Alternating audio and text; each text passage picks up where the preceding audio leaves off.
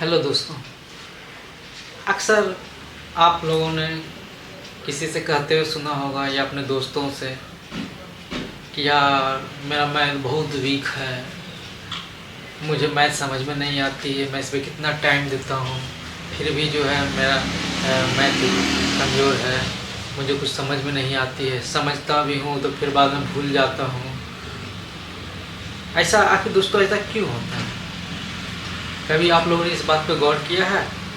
आप लोग तो बहुत सारे चैप्टर बनाए होंगे, बहुत सारे जो है टीचर्स के पास पढ़े होंगे, लेकिन फिर भी उनमें से कुछ दोस्तों को ऐसा होता है कि उनको मैथ समझ में नहीं आती है, आती भी है तो भी कुछ बस समय के लिए, उसके बाद वो उसको भूल जाते हैं। आखिर इन सब के पीछे रीज़न क्या है दोस्तों मैं आपको बताता हूँ इन सब के पीछे जो है आपका रीज़न क्या है। इन सब के पीछे बस एक ही रीज़न है कि आप लोगों ने कभी मैथ के कॉन्सेप्ट को समझा ही नहीं है। मैथ का जो जो बेसिक होता है उसको कभी पढ़ा ही नहीं है।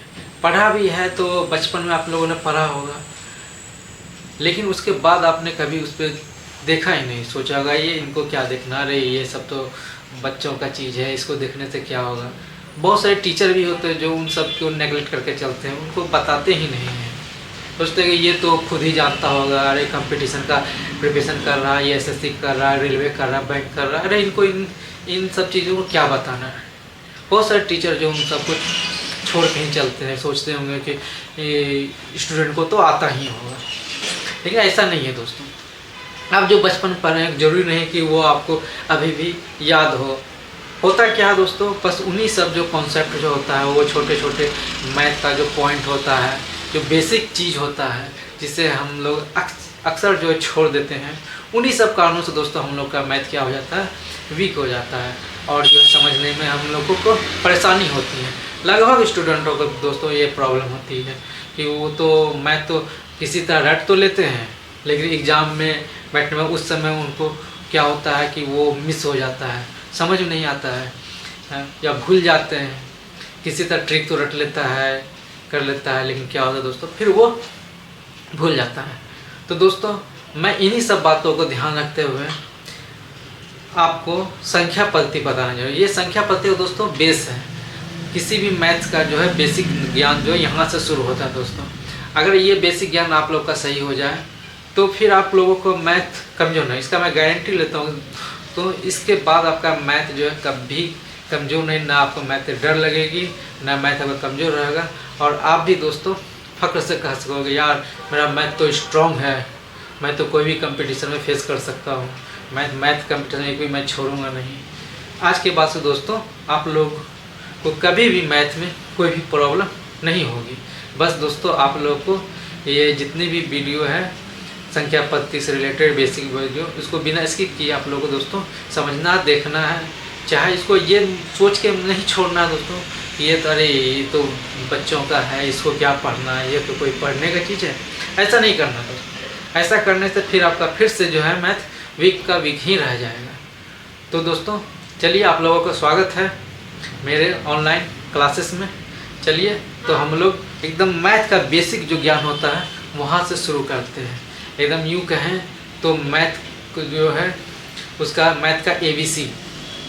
तो चलिए अब दोस्तों मैथ का ABC से हम लोग शुरू करते हैं, और इसके बाद से दोस्तों आप लोगों को कभी कोई भी प्रॉब्लम नहीं होगा मैथ के रिगार्डिंग। चलिए तो दोस्तों सबसे पहले हम लोग पढ़ेंगे क्या, संख्या पद्धति। ये ही मैथ का बेस है, जहाँ से मैथ जो है दोस्तों शुरू होता है, जो नंबर होता है दोस्तों यहाँ से मैथ क्या शुरू होता है। आखिर दोस्तों संख्या पद्धति, आखिर संख्या पद्धति है क्या? दोस्तों संख्या पद्धति क्या होता है, जिसमें हम जो है संख्या को दर्शाते हैं, संख्या लिखते हैं, संख्या को दर्शाते हैं, उसे ही हम क्या कहते हैं दोस्तों, संख्या पद्धति है। संख्या पद्धति के बाद संख्या पद्धति को अगर लिखते हैं तो आखिर उसको किस विधि में लिखते हैं, तो दोस्तों दशमलव पद्धति में। संख्या को दर्शाने के लिए जिस पद्धति का प्रयोग करते हैं दोस्तों, उसी को हम दशमलव पद्धति करते हैं, डेसिमल सिस्टम। इसको क्या कहते हैं दोस्तों, डेसिमल सिस्टम।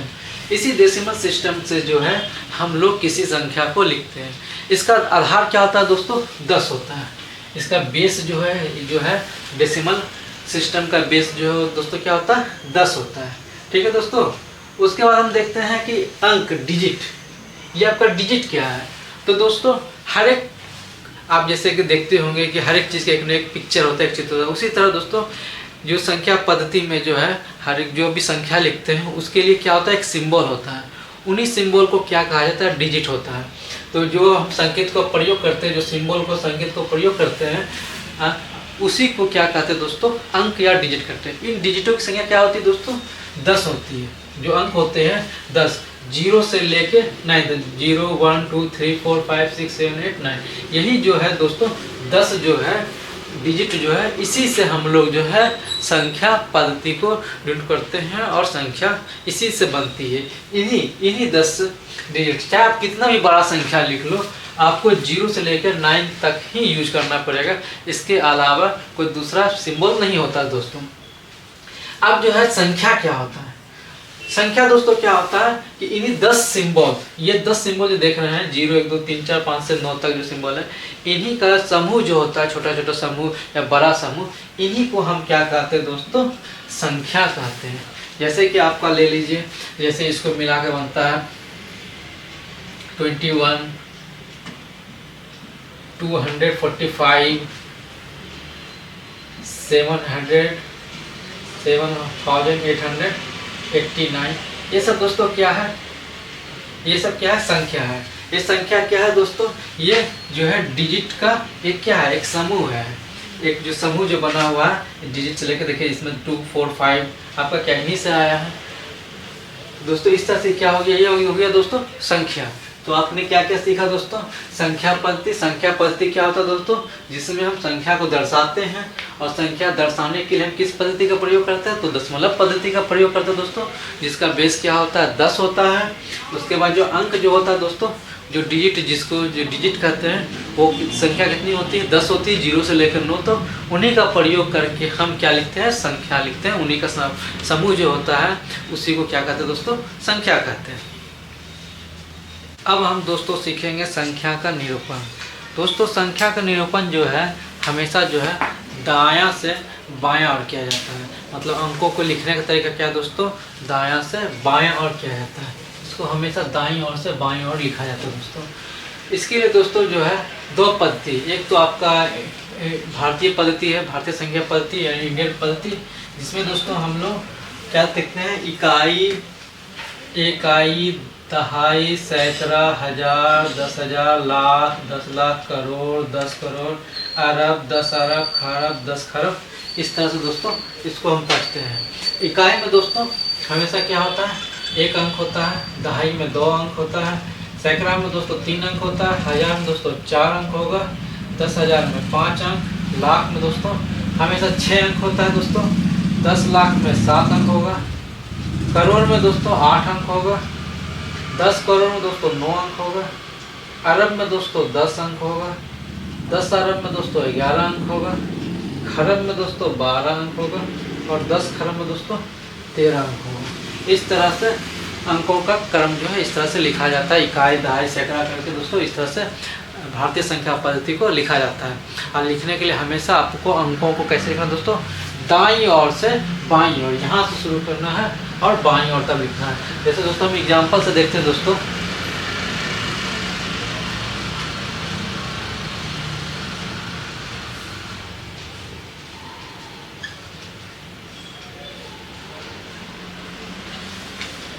ये संख्या है दोस्तों, इसको जो है हमको लिखना है को संख्या में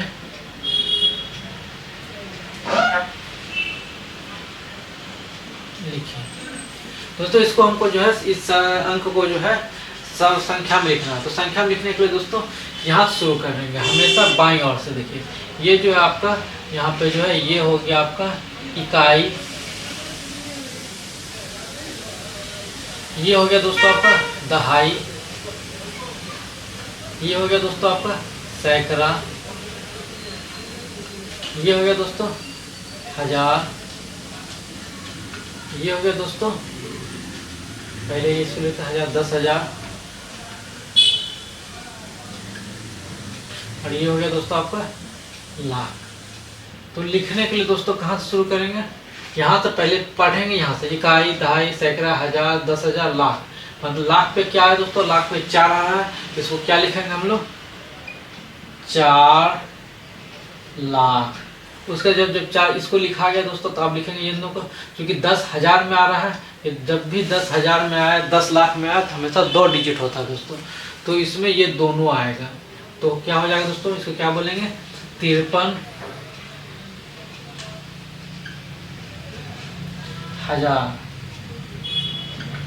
जैसे दोस्तों आपका जैसे आएगा कि जब भी 2 डिजिट है आपका, जैसे 10,000 में 2 डिजिट आएगा, 10 लाख में 2 डिजिट आएगा, 10 करोड़ में 2 डिजिट आएगा, 10 अरब में 2 डिजिट आएगा, इसमें हमेशा 2 डिजिट का प्रयोग होगा। जैसे कि यहाँ पे 1000 में 3 है, लेकिन 10,000 में क्या 5 है, तो इसको एक साथ ज्वाइंट में लिखा जाएगा, इसलिए इसको क्या लिखेंगे, 53,000। अगर दोस्तों ये यहाँ पे सिर्फ इतना रहता, 3 तक ही रहता, तब इसको हम लिखते 3,456, तो हो गया 53,000।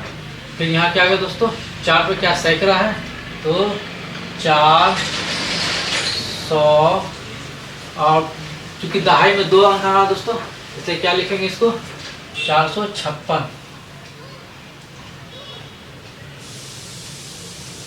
इस तरह से इसको लिखा जाता है दोस्तों। संख्या को जो है पढ़ा तो हमेशा इकाई की ओर से, इसको जो है दाईं ओर से पढ़ना है और लिखना है इस तरह से दोस्तों। इसको संख्या में इस तरह से आपको लिखना है, ठीक है दोस्तों। इस तरह से इसको हम करते हैं। इसको क्या कहा जाता है दोस्तों, इसको कहा जाता है भारतीय संख्या पद्धति। भारतीय संख्या पद्धति में हम लोग इकाई, दहाई, सैकड़ा का प्रयोग करते हैं। और इसको दोस्तों आप अच्छी तरह से एक बार जो है आप मेमोराइज कर लीजिए कि जो है इकाई में कितना अंक होता है, सैकड़ा में 3 अंक होता है, 1000 में हमेशा 4 अंक होता है, 10,000 में 5 अंक होता है दोस्तों, लाख में 6 अंक। इस तरह से आप इसको पूरा जो है इसको हमेशा याद कर लीजिए, तो आगे प्रॉब्लम नहीं होगी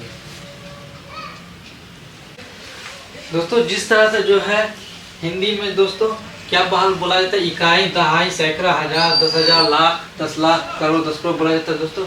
उसी तरह अंग्रेजी के लिए अंतर्राष्ट्रीय संख्या पद्धति का प्रयोग किया जाता है। इसमें दोस्तों इकाई के लिए जो है आपको क्या दिया जाता है, यूनिट, दहाई के लिए 10, सैकड़ा के लिए दोस्तों 100 होता है, 1000 के लिए 1000, 10,000 के लिए दोस्तों 10,000, लाख के लिए 100,000 बोला जाता है दोस्तों। 100,000 मतलब दोस्तों 1 लाख। तो 10 लाख के लिए दोस्तों मिलियन बोला जाता है, और जो है करोड़ के लिए दोस्तों 10 मिलियन बोला जाता है, 10 करोड़ को दोस्तों 100 मिलियन बोला जाता है, और जो अरब को क्या बोला जाता है, बिलियन, और 10 जो है 10 अरब को 10 बिलियन, और खरब को क्या बोलता है 100 बिलियन, और 10 खरब को बोला जाता है दोस्तों ट्रिलियन। इस तरह से दोस्तों अंतर्राष्ट्रीय पद्धति से इंग्लिश में लिखा जाता है। अगर आप लोगों ने हमेशा मोदी जी को कहते सुना होगा कि इंडिया जो है $3 ट्रिलियन का जो इकोनॉमी है, तो ट्रिलियन मतलब क्या हो गया दोस्तों, ट्रिलियन मतलब हो गया 10 खरब। तो ट्रिलियन मतलब क्या हो गया,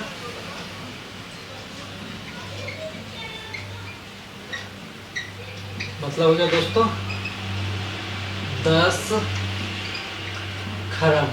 मतलब इंडिया का इकोनॉमी 3 ट्रिलियन मतलब हो गया 10 खरब, मतलब 30 खरब रुपए के बराबर हो गया दोस्तों, 30 खरब रुपए, ठीक है दोस्तों। और जो भी आप लिखते हैं मिलियन लिखते हैं दोस्तों, तो मिलियन बराबर क्या हो जाता है,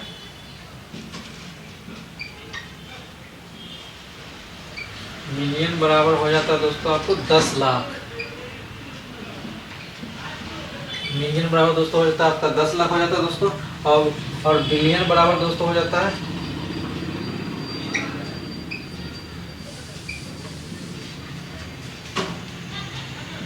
1 अरब।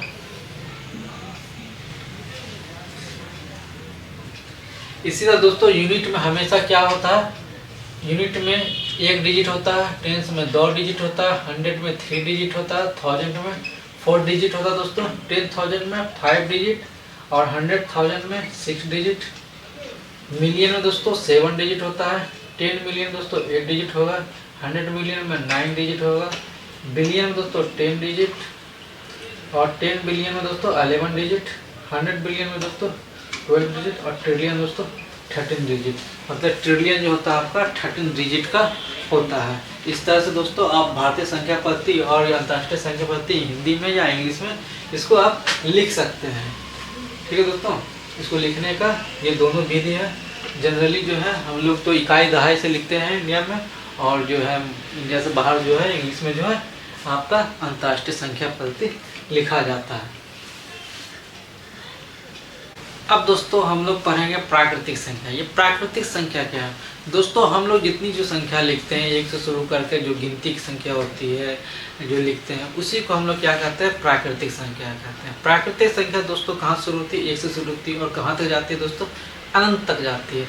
मतलब प्राकृतिक संख्या का जो है अंत नहीं है। ठीक है दोस्तों, प्राकृतिक संख्या एक से शुरू करके अगर इसको प्राकृतिक संख्या का आंसर डिनोट किया जाए तो क्या होती है दोस्तों? एक से शुरू होकर ये अनंत तक जाती है। तो अगर आपसे पूछा जाए दोस्तों क्या सबसे छोटी प्राकृतिक संख्या क्या है, तो सबसे छोटी प्राकृतिक संख्या जो है एक है। लेकिन दोस्तों अगर आपसे ऐसा पूछा जाए, क्वेश्चन किया जाए कि सबसे बड़ी प्राकृतिक संख्या क्या है, क्या सबसे बड़ी प्राकृतिक संख्या को लिख सकते हैं, तो दोस्तों इसका उत्तर होगा नहीं, क्योंकि प्राकृतिक संख्या का अंत है ही नहीं। प्राकृतिक संख्या अनंत होती है। ठीक है, तो इसलिए उसको अगर पूछा जाए, अगर ऑप्शन में आपका अनंत का सिंबल इस टाइप का कोई सिंबल हो, ठीक है दोस्तों, तो आप वो डाल सकते हो अनंत का सिंबल। अगर नहीं है तो प्राकृतिक संख्या को नहीं लिखी जा सकती। ठीक है दोस्तों, इसका मतलब गिनती की संख्या ही आपकी क्या हो गई? प्राकृतिक संख्या हो गई। ठीक है, अब आते हैं पूर्ण संख्या। पूर्ण संख्या मतलब होल नंबर क्या होता है? अगर दोस्तों प्राकृतिक संख्या में उसके फैमिली में, उसके परिवार में जीरो को भी सम्मिलित कर लिया जाए तो जीरो सहित जो संख्या होती है दोस्तों उसको ही पूर्ण संख्या बोला जाता है। मतलब दोस्तों शून्य से शुरू होती है। जब भी पूर्ण संख्या शुरू होती है कहाँ से दोस्तों शुरू होती है? शून्य से। अगर इसको W से लिखा जाए तो 0 1 2 3 4 5 इस तरह से ये जो है क्या हो गया दोस्तों? पूर्ण संख्या हो गया। और ये जो भी संख्या जो है प्राकृतिक संख्या की तरह ही अनंत होती है। इसको भी अगर पूछा जाए सबसे छोटा पूर्ण संख्या क्या होगा, तो सबसे छोटा पूर्ण संख्या दोस्तों क्या हो जाएगा? आपका शून्य हो जाएगा। ठीक है दोस्तों, लेकिन सबसे बड़ा पूर्ण संख्या पूछा जाए तो ये भी अनंत होता है। इसको भी अनंत जो है नहीं लिखा जाता है। ठीक है दोस्तों, तो ये हो गया आपका पूर्ण संख्या।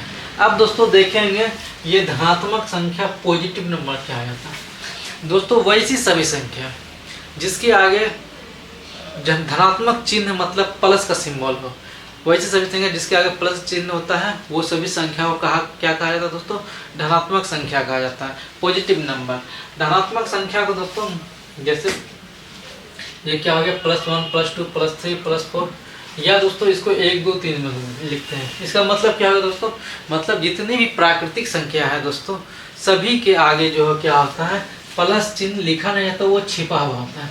1 का मतलब ही होता है दोस्तों +1, 2 का मतलब होता है +2, 3 का मतलब होता है +3। मतलब प्लस का चिन्ह जो है दिखता नहीं है, वो छिपा होता है।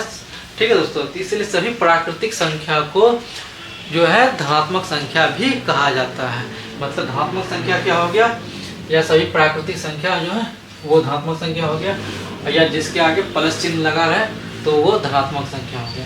इस तरह से या तो इसको आप +1 +2 का भी लिख सकते हैं, या सिर्फ 1 2 3 4 5 लिखने से भी ये क्या हो गया दोस्तों? धनात्मक संख्या हो। तो सबसे छोटी धनात्मक संख्या दोस्तों क्या हो गया? 1 जो है आपका सबसे छोटा धनात्मक संख्या हो गया। लेकिन सबसे बड़ा पूछा था तो इस तरह से इसको सबसे बड़ी धनात्मक संख्या को नहीं लिखा जाता। और दोस्तों इसमें हमेशा क्या आता है? इस संख्या जो है 1 के बाद जो अगला संख्या होता है वो अपनी पिछली वाली संख्या से बड़ा होता है। मतलब दोस्तों अगर इसको जो है मतलब ये जो है इस तरह से ये जो सिंबल लगा के मतलब इसका मतलब हो गया 2 जो है 1 से बड़ा है, तो अगला वाला संख्या वो अपनी पिछली संख्या से हमेशा बड़ा होती है। 3 जो है दोस्तों 2 से बड़ा है, 4 जो दोस्तों 3 से बड़ा है। इस तरह से संख्या जो है बढ़ते जाती है और एक एक करके एक के बाद एक बाद एक जो है आपस में आगे क्या बढ़ते चला जाएगा। ठीक है दोस्तों, अब आता दोस्तों देखते हैं ये ऋणात्मक संख्या क्या होता है? Negative number. तो नेगेटिव नंबर क्या होता है दोस्तों? जितनी भी संख्या है जिसके आगे ऋणात्मक चिन्ह मतलब माइनस का चिन्ह लगा रहे हैं वे सभी संख्या क्या होता है दोस्तों? ऋणात्मक संख्या होता है। मतलब उसके आगे माइनस चिन्ह लगा ही रहना चाहिए। ऐसा नहीं प्लस की तरह, ऐसा नहीं कि यहाँ छिपा हुआ है प्लस का तो छिपा हुआ था, लेकिन माइनस का चिन्ह हमेशा लगाना पड़ता है दोस्तों। तो वही नेगेटिव संख्या होता है, ऋणात्मक संख्या होता है। ठीक है दोस्तों, ऋणात्मक संख्या होता है माइनस चिन्ह लगा होने से। और इसको लिखा कैसे जाता है? -1 -2 -3 -4 -4 -6। इस तरह से दोस्तों ये संख्या को लिखा जाता है। लेकिन आपको दोस्तों पूछा जाए आपसे क्या सबसे सबसे जो है बड़ा निगेटिव संख्या को लिखा जा सकता है? तो दोस्तों हाँ, सबसे बड़ा निगेटिव संख्या को लिखा जा सकता है। सबसे बड़ा निगेटिव संख्या आपका हो गया -1। -1 जो है सबसे बड़ी ऋणात्मक संख्या है। सबसे बड़ी ऋणात्मक संख्या दोस्तों क्या हो गया? -1 हो गया। लेकिन पूछा जाए क्या सबसे छोटी ऋणात्मक संख्या लिखा जा सकता है? तो दोस्तों नहीं, क्योंकि दोस्तों यहाँ पे जो देख रहे हैं इसका जस्ट आप इसमें क्या देखें तो दोस्तों एक संख्या ये क्या होती है, अगला संख्या बढ़ते जाता है। लेकिन दोस्तों इसमें क्या होता है, सभी संख्या एक दूसरे के बाद जो है ये संख्या क्या होता है दोस्तों, घटते जाता है। ये संख्या, ये सिंबल, ये आप यहाँ पे तो दोस्तों ये बड़ा का सिंबल लगाए थे, लेकिन यहाँ पे दोस्तों छोटा का सिंबल लगाना पड़ेगा इस तरह से। मतलब दोस्तों इसका कहने का मतलब है -2 जो है -1 से छोटा है। उसी तरह दोस्तों -3 जो है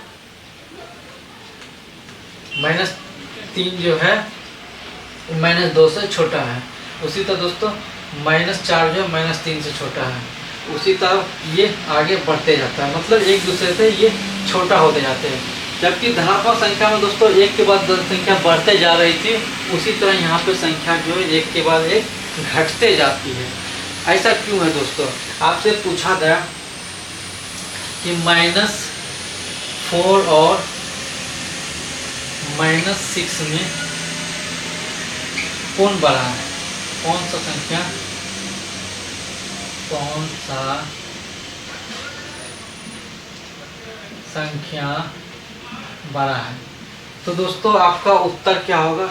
आप तो सोचोगे कि 6 बड़ा होगा 6, लेकिन 6 नहीं, वास्तविक में जो है दोस्तों -4 जो है आपका, ये जो है -4 ये बड़ा है। माइनस में याद रखना दोस्तों कि जो सबसे छोटा देखने में जो छोटा होता है वही सबसे बड़ा होता है। ऐसा क्यों होता है दोस्तों? समझ लीजिए कि यहाँ 2 दोस्त हैं, एक है राम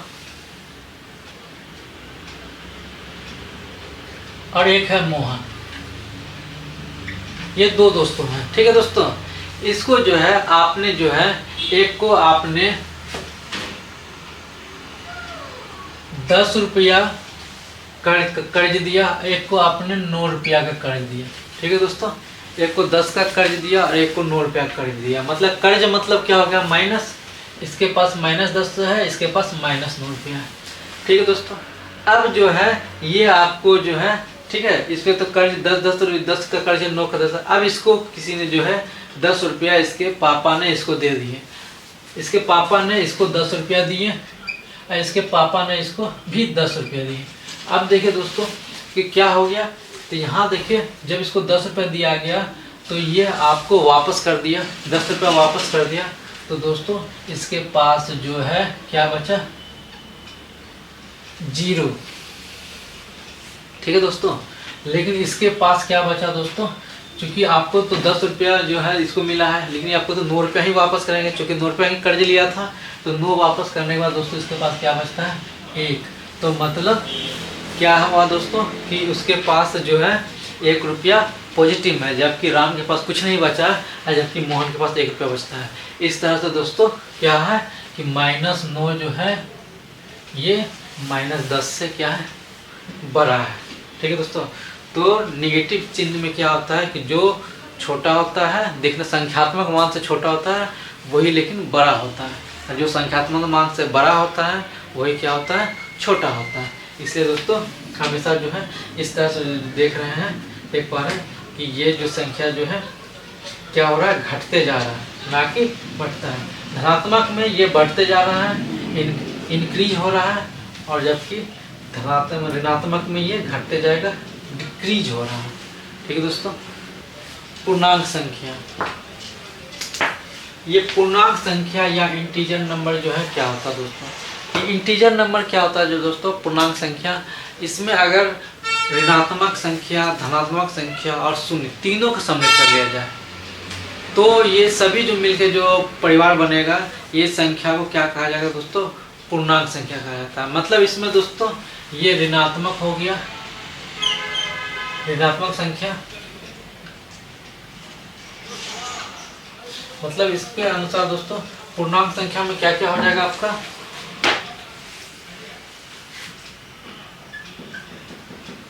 पूर्णांक संख्या में क्या क्या हो जाएगा दोस्तों? ऋणात्मक संख्या,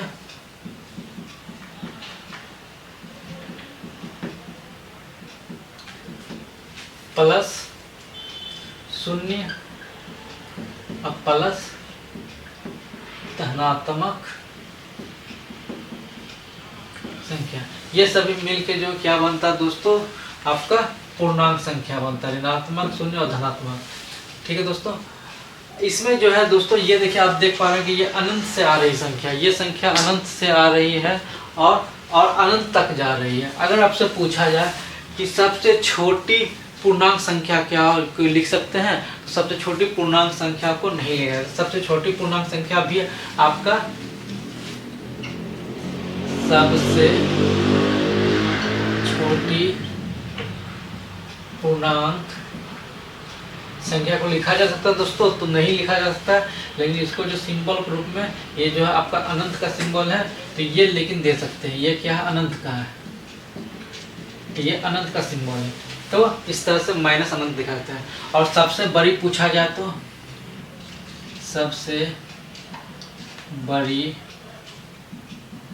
पूर्णांक संख्या दोस्तों, तो ये क्या हो जाएगा? प्लस अनंत, मतलब ये प्लस। ऐसे तो लिखा नहीं, तो अनंत को लिखा नहीं, लेकिन एक अनंत का एक सिंबल होता है, इस तरह से इसको लिखा जाता है। लेकिन अगर पूछा जाए कि कॉपी पे सबसे बड़ी पूर्णांक या सबसे छोटी पूर्णांक को लिखा जा सकता है, तो नहीं दोस्तों। क्यों? कि ये आपका बीच का जीरो हो गया, ये इधर से इधर बढ़ते जाएगा, मतलब बढ़ना का मतलब इधर घटते हुए जाएगा, अनंत तक घटते हुए जाएगा, और ये इधर ये अनंत तक बढ़ते हुए चला जाएगा इसमें दोस्तों।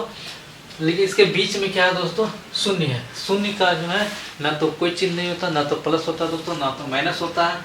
इसमें दोस्तों देख रहे हैं कि ये जो है चिन्ह इसमें अगर लिखा जाए तो ये इस तरह से लिखेगा। मतलब दोस्तों -4 -5 से बड़ा है, -3 -4 से बड़ा है, इस तरह से ये एक दूसरे से बढ़ता है। जीरो जो है दोस्तों, जीरो जो है आपका -1 से बड़ा है, -1 जो है -2 से बड़ा है, -2 3 से बड़ा है। लेकिन दोस्तों इधर पॉजिटिव संख्या में 1 2 जो क्या है 1 से बड़ा है, इस तरह से ये 1 जो है 0 से बड़ा है। मतलब दोस्तों क्या लिखते हैं कि जितनी भी आपका जो है जितना भी जो है ऋणात्मक संख्या है, ऋणात्मक संख्या, वो सारी संख्या क्या होता है दोस्तों? 0 से छोटा होता है। जितना भी संख्या होगा, सारा का सारा संख्या शून्य से क्या होगा? हमेशा छोटा होगा। लेकिन दोस्तों अगर वही धनात्मक संख्या क्या हो जाएगा? धनात्मक संख्या दोस्तों शून्य से बड़ा हो जाएगा। मतलब शून्य जो है सभी धनात्मक संख्या से छोटा होता है, लेकिन शून्य जो है सभी ऋणात्मक संख्या से बड़ा होता है। और सभी ऋणात्मक संख्या जो है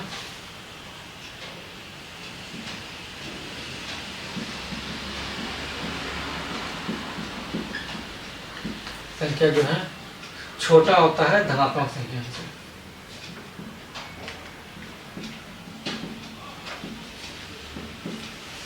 ठीक है दोस्तों, मतलब धनात्मक संख्या हमेशा बड़ा होगा ऋणात्मक। अगर आपसे पूछा जाए कि -500 और 2 में कौन बड़ा है, तो आप क्या होगा? आप देख पा रहे होंगे माइनस है, माइनस कितना भी बड़ा क्यों नहीं हो, वो हमेशा धनात्मक संख्या से क्या होगा? हमेशा छोटा होगा। तो यहाँ पे 2 क्या होगा दोस्तों? ये बड़ा होगा। 500 से -500 से क्या होगा? हमेशा 2 बड़ा होगा। इनफैक्ट अगर 0 से पूछा जाए तो 0 से भी ये -500 क्या होगा? -500 छोटा होगा। तो जब भी जितना भी धनात्मक संख्या हमेशा बड़ा होता है ऋणात्मक से, शून्य भी ऋणात्मक से बड़ा होता है। ठीक है दोस्तों, इस तरह से ये हो गया आपका पूर्णांक संख्या। आप कभी भी जो है इस इंटीजर के सवाल पर जो आएगा माइनस प्लस में, कभी आप कंफ्यूज आप नहीं होइएगा। तो दोस्तों आज का वीडियो कैसा लगा आप कमेंट्स करके ज़रूर बताइएगा। आज का क्लास यहीं समाप्त करते हैं दोस्तों। और हो सके तो अगर आप वीडियो अच्छा लगे तो दोस्तों मेरे चैनल को सब्सक्राइब कीजिए, ताकि मैं इस तरह का क्लास लेता रहूं और आपको जो है अच्छा सा मैथ समझाता रहूं, जिससे आपको आगे कभी कोई प्रॉब्लम ना हो। दोस्तों ठीक है दोस्तों, तब तक के लिए बाय।